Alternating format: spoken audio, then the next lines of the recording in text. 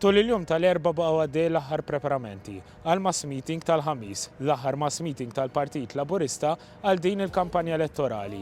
Mass meeting li mistenni jkun kbir. Dan hekk isser jibda fl-erba ta' wara nofsinhar u jibqa' għaddej sa nofs il-lejl. Mass meeting li ser ikun qed isir fiż-żona magħrufa bħala l-Kwarta Mil f'Ħalfar, waħda mill-ikbar żoni f'pajjiżna.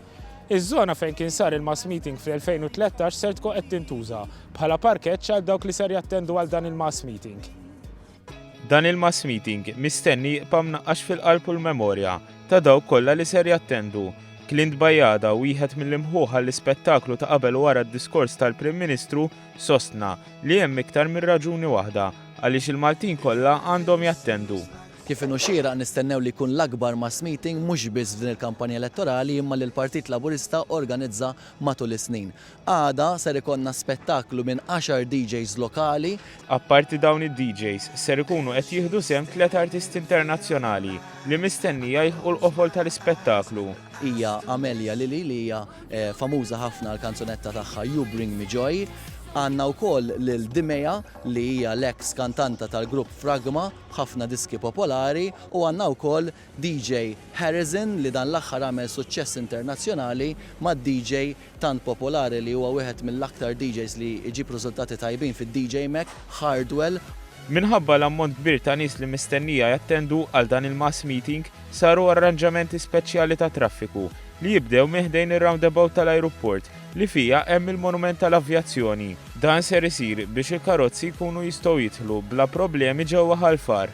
Propju minn hawnhekk ser isir id-dħul prinċipali u l-unika dħul għal Ħalfar biex dawk li ser jattendu għal mass meeting tal-Partit Laburista ġewwa l-Kwarta Mil ġewwa Ħalfar il-ħamis filgħaxija jużaw it-triq ta' warajna li ser tkun miftuħa b'tali mod li ż-żewġ karreġġjat jieħduk fid-direzzjoni ta' Ħalfar.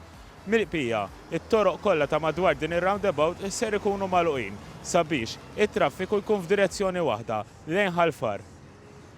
Spjega aktar dwar l-arranġamenti ta' traffiku is-segretarju organizzattiv tal-Partit Laburista William Lewis. Daw kollha li ħajkunu ħirġin minn Birzebbuġa mhux se jkunu jistgħu jitilgħu lejn l-ajruport u laqqas lejn il-mass meeting. Jiġifieri daw kollha li ġejjin min-naħa ta' Birzebbuġa jridu jitilgħu lejn ir-roundabout tal-ajruport xorta waħda.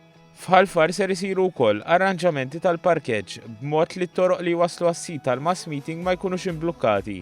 Biex norganizzaw iktar ruħna ħajkunu qed jimtelew parkeġġi, ġifieri mhux kulħadd ħajasal jipparkja fejn irid imma skont il-ħin li ħajaslu ħajkunu qed jiġu identifikati l-parkeġġi li jridu jipparkjaw fihom. Ġifieri importanti li jikkoperaw ħafna mal-pulizija. Il-ħruġ wara l-mass meeting ser ikun minn triq Ħalfar lejn Birzebbuġa. Il-Prim Ministru Joseph Muscat mistenni jagħmel diskors importanti l-aħħar wieħed qabel il-poplu jiddeċiedi l-futur tal-pajjiż nhar is-Sibt li ġej biex wara d-diskors l-ispettaklu ser jibqa' għaddej sa nofs il-lejl f'dik li se tkun esperjenza mhux ta' min jitlifha. Stil ta' Tomorrowland u allura ħajkun opportunità unika biex nagħlqu bil-kbir l-aħħar mass meeting f'din il-kampanja elettorali.